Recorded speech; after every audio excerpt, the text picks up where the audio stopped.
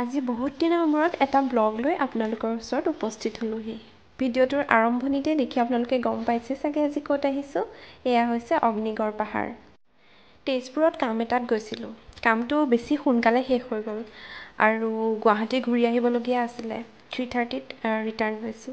চ' সেইখিনি সময়ত কি কৰিম, অগ্নিগড় পাহাৰলৈ গ'লোঁ আৰু ভাবিলোঁ এটা ব্লগকে বনাওঁ। তেজপুৰখন মোৰ বৰ আপোন আৰু তেজপুৰৰ এই অগ্নিগড় পাহাৰৰ কাহিনীনো কোনে নাজানে। ঊষা অনিৰুদ্ধৰ প্ৰেম কাহিনী।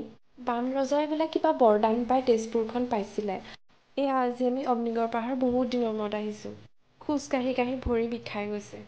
চবতকৈ ইণ্টাৰেষ্টিং কথা, মই জোলনা দেখিলোঁ আৰু জোলনা দেখি মই ৰ'ব নোৱাৰিলোঁ আৰু খেলাত লাগিলোঁ। মই বোলো মই অকলে কিয় খেলোঁ, তয়ো আহ। সেইকাৰণে তাইকো লৈ ল'লোঁ। কিন্তু এটা কথা, ইয়াত 10 বছৰতকৈ সৰুৱেহে খেলিব পাৰে। আমি খেলাটো এলাউড নাছিলে। থেংক গড কোনো নেদেখিলে। আৰু এতিয়া অগ্নিগড় পাহাৰৰ বিষয়ে যি অলপ জানো আপোনালোকৰ লগত শ্বেয়াৰ কৰোঁ। আপোনালোকে হয়তো জানে, তথাপি মোৰ একদম লিটিল নলেজৰ পৰা মই আপোনালোকৰ লগত শ্বেয়াৰ কৰিছোঁ। বান ৰজাৰ জীয়েক ঊষাই এদিনাখন সপোনত এগৰাকী ৰাজকুমাৰ দেখা পালে আৰু সপোনটোৰ কথা নিজৰ বেষ্ট ফ্ৰেণ্ড চিত্ৰলেখাক ক'লে। চিত্ৰলেখাৰ লগত আকৌ ডিভাইন পাৱাৰ আছিলে। তাই মানে যি এক্সপ্লেইন কৰে তাই ধুনীয়াকৈ ছবি আঁকি দিব পাৰিছিলে। আৰু ঊষাই যেনেকৈ এক্সপ্লেইন কৰিলে তাই হুবহু এটা ৰাজকুমাৰৰ চিত্ৰ আঁকি দিলে। ঊষাই দেখি আচৰিত হ'ল, য়েছ এইগৰাকীয়ে আছিলে দেখোন যিগৰাকীক মই কালি সপোনত দেখিছিলোঁ।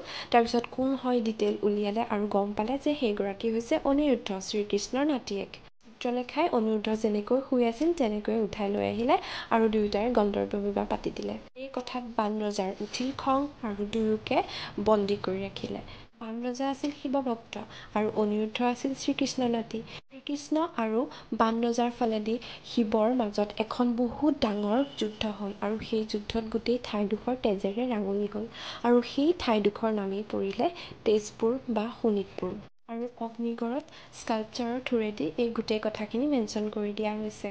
এই অগ্নিগড় পাহাৰ হৈছে তেজপুৰৰ লগতে আমাৰ অসম আৰু লগতে ভাৰতবৰ্ষৰ গৌৰৱ। অগ্নিগড়ৰ ওপৰৰ পৰা গোটেই তেজপুৰখন বৰ সুন্দৰকৈ দেখা পোৱা যায় আৰু বাহিৰতে কেইখনমান কিউট কিউট বস্তু পোৱা দোকান আছে। আৰু তাৰ পৰা ওলাই আমি লাঞ্চ কৰিলোঁ। লাঞ্চৰ টাইম হৈ গৈছিলে। স্প্ৰিং ভেলীত খালোঁ, ভেজ থালিয়ে খালোঁ কাৰণ দিৱালী বুলি বহুত মাছ মাংস খাইছোঁ।